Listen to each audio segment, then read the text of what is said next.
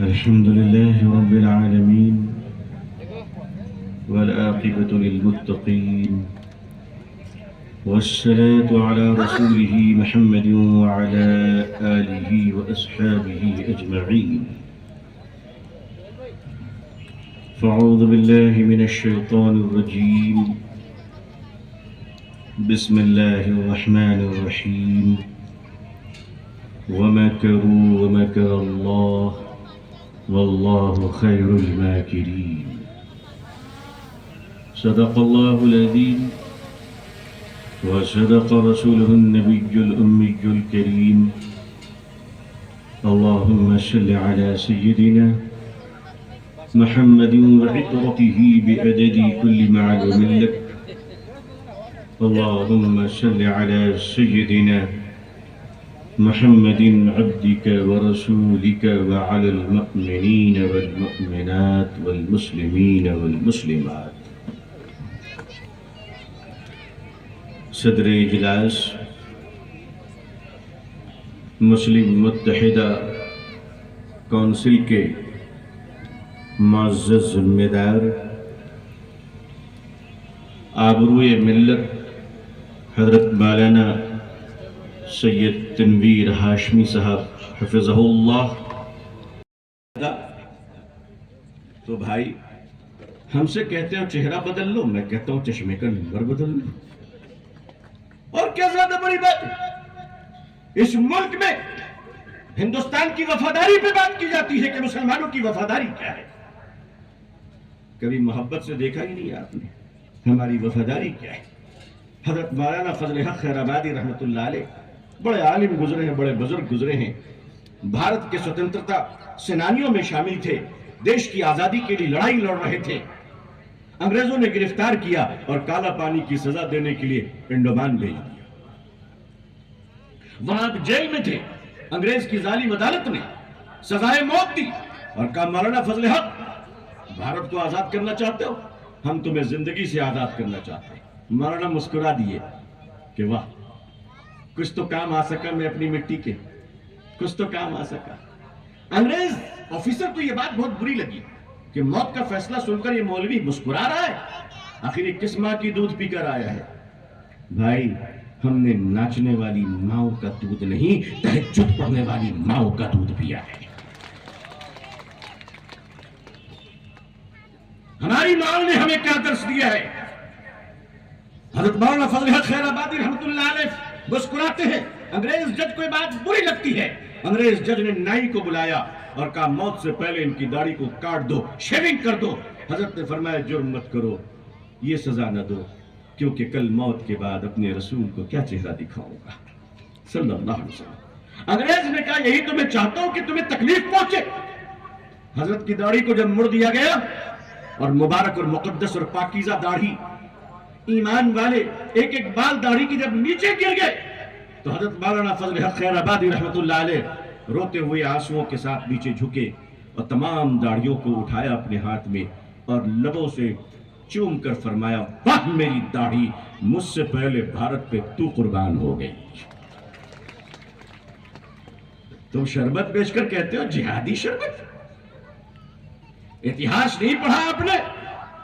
ایک بوتل شربت بیچنے کے لیے اتنا نیچے گر گیا کہ دیش کو بانٹ دیا، دیش کی ایکتا کو بانٹ دیا آپ نے. آپ ہیں کل نہیں رہیں گے، میں آج ہوں نہیں رہوں گا، مگر دیش میں ہماری آنے والی پیڑھیاں رونا نہیں چاہیے، مسکرانا چاہیے. آپ کہتے ہیں دیش بھکتی، آپ دیش بھکتی کس کو کہتے؟ ہم سے پوچھئے دیش بھکتی کیا ہوتی ہے. یہاں اس بڑے مجمع میں اللہ جانے کتنے لوگ ایسے خوش نصیب ہیں جن کو اللہ نے بیت اللہ شریف کی زیارت کا موقع بار بار دیا ہوگا. اللہ ہم سب کو عطا فرمائے، اللہ ہم سب کو حج مبرور نصیب فرمائے، مدینے کی مبارک حاضری نصیب فرمائے. آپ مجھے بتاؤ، حج کے زمانے میں جب ہم مینا کی وادیوں میں رہتے ہیں، حج کے زمانے میں جب ہم عرفات کے اور مزدلفہ کی وادیوں میں رہتے ہیں تو اس وقت ہمارا لباس کیا ہوتا ہے سوائے کفن کے اور کچھ ہوتا ہے بھائی؟ بولو. شیروانی، صدری، سارے لباس اتر جاتے ہیں ہمارے اور ہم ایک کفن میں رہتے ہیں. پوری دنیا اپنے کفن میں رہتی ہے. किसी के लिबास को देखकर पहचाना नहीं जा सकता, जबान सुनने का भी मौका नहीं मिलता, इसलिए कि हर एक की जबान से एक ही कलिमा निकलता है, लब्बैक अल्लाहुम्मा लब्बैक। बंगाली भी लब्बैक, उर्दू बोलने वाले भी लब्बैक, कन्नड़ और तमिल भाई बहन भी लब्बैक, सारे लोग लब्बैक।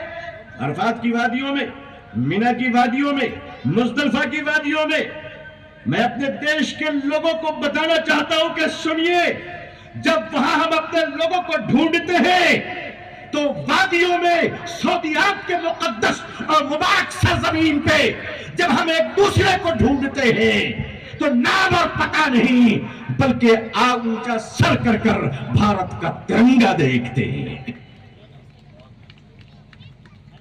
वहां पे तिरंगा लहराता है, बोलो लहराता कि नहीं लहराता? और तिरंगे से हमें पता चलता है कि हमारे भारत के लोगों का खीमा यहां पे है, हमारे भारत के लोग यहां पे हैं। अजीजान मिल्लत, ये बार बार कुछ कानून लाए जा रहे हैं। आप जानते हैं कितने कानून लाए गए? बाबरी मस्जिद का मुकदमा चला। बाबरी मस्जिद के मामले में हमारे बुजुर्गों ने एक वादा कर दिया था, हमने उस वादे को निभाया। हालांकि मेरा दिल नहीं चाहता था, लेकिन वो अपनी जगह पे, मैं अपने बुजुर्गों के फैसले को मानता हूं, चाहे मेरी तबीयत माने या ना माने। इज्तिमाई फैसले को मानना पड़ेगा हमें। आज भी मुझे कई फैसले मंजूर, कई फैसले मुनासिब नहीं लगते हैं, लेकिन फैसलों से पहले इख्तलाफ है, फैसलों के बाद नहीं। हमारे बुजुर्गों ने फरमाया था कि अदालत जो फैसला करेगी हम उसको मानेंगे। ये हमारी बुज़दिली नहीं थी, ये हमारी बुज़दिली नहीं थी, बल्कि भारत के तई अदालत का सम्मान था। हमने माना। आपने फैसला क्या किया वो दुनिया जानती है, दुनिया जानती है।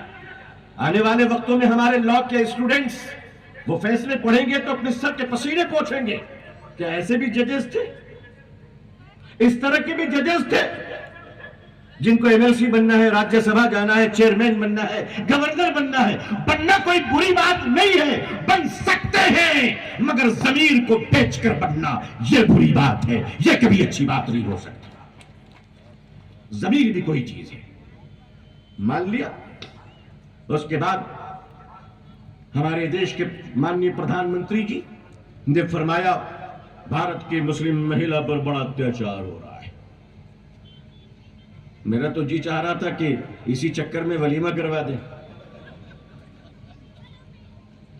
बड़ा अत्याचार हो रहा है ट्रिपल तलाक के नाम पर। डाटा तो ऐसी से हैरान करने वाली बात कहती है कि आप सोच नहीं सकते। असल में मसला यह था, औरत की आजादी तो इस्लाम ने खुद रखी है। औरत की आजादी के खिलाफ ना इस्लाम है ना मुसलमान है। आजादी समझिए, आजादी का एहतराम तब होता है जब उसकी सरहदें रहती है। भारत आजाद है क्यों? इसका बॉर्डर तय है। सही है ना? अगर बॉर्डर को भी आजाद कर दोगे तो वही होगा जो हुआ। तो बॉर्डर पे हमारी फौज क्यों रहती है? ताकि भारत के नागरिक आजादी की सांस ले सके। जो जितना दायरे में रहता है वो उतना आजाद होता है। जिसके घर के दरवाजे और खिड़कियां ठीक से बंद हो, वहां बेटियां और माएं आजादी महसूस करती हैं। आजादी किसे कहते हैं? आजादी की परिभाषा क्या है? आजादी का मतलब यह है कि अपने लिमिटेशन में रहना, यह आजादी है। आजादी का मतलब यह है कि सड़क पर गाड़ी चले तो अपनी लाइन में चले, ये ना कि जा तो रहते अपनी लाइन में, उधर से दाढ़ी वाले मोटरसाइकिल वाले आगे तो अपनी गाड़ी रोक के नाचने लगे। ये आजादी नहीं है। मस्जिदें देखते ही जो है पता नहीं क्या क्या याद आने लगती है। ये आजादी नहीं है। पिंजड़े में बंद कबूतर को आजादी मिलनी चाहिए।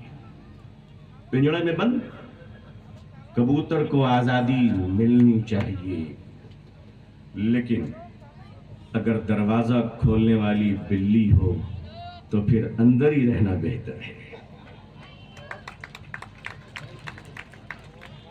बाहर नहीं।